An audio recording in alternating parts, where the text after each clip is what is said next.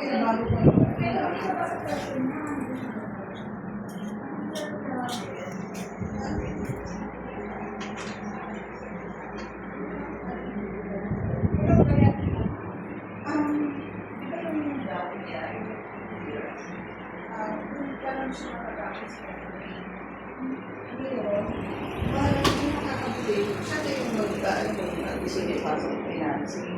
Or pag-ibig.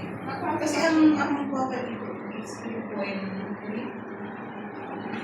Wala nga lang kasi ang price lang nila naman 4 plus lang yun. Or ano, sabi nga ng mga more yung makuha. Kaya kung binabili ng anak ko, hindi naman nagsabi sa akin. Kasi yun muna, inano mo ng agent, yun. Kaya, kaso nga, kasi titirahan namin, wala namang gustong tumira. Sabi ko, bakit ko yan? Wala namang tumitira, mapupulong yan. Benta ang tanong lang. Yung may yun, yung makakabili. Tapos, wala na siya mapupulong sa bank.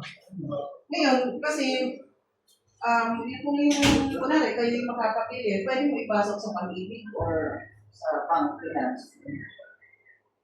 Okay, so makikipag-usap ka sa office kung ano. Kasi kung transfer, pwede ba dito transfer? O, transfer na sa'yo. Ibig sabihin na rin, parang ito yung sa akin transfer, ilulong ko, tapos pwede kong i-i-i-i sa akin. No, ikaw na yung mag-loan. Ako na mag-loan. Oo. Ngayon, kasi may kausap kami yung nagta-transfer ng ano. Ganito pala yung pagka may 150 kang babayaran. Pagka, kunwari yung bibili, mag-provide ka ng 150 para sa transfer. Ay, may nausap naman kami naman ng office.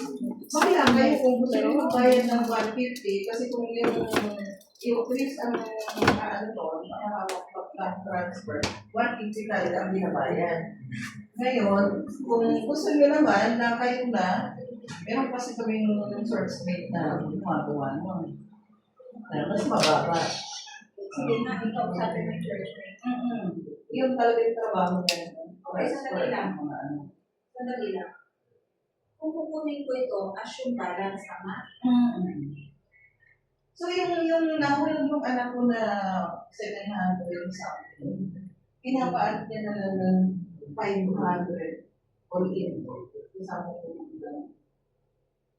ang hinayang ako, sabi ko kasi lang nagamit bago yan, pati yung IKEA yan, yung bed. Magkaroon din yan, nasa 12 yan. Pabibili lang namin yan nung November ata. Papunta siya dito. Sabi ko kung hindi ka na kami paano-ano doon sa bahay, kami mag-stay na dito. Niyayaya ko yung anak niya. Sabi ko, wala lang natin yung office. Kasi may mga business siya na kakauwi ba. Parang, kasi ano kasi sa likod.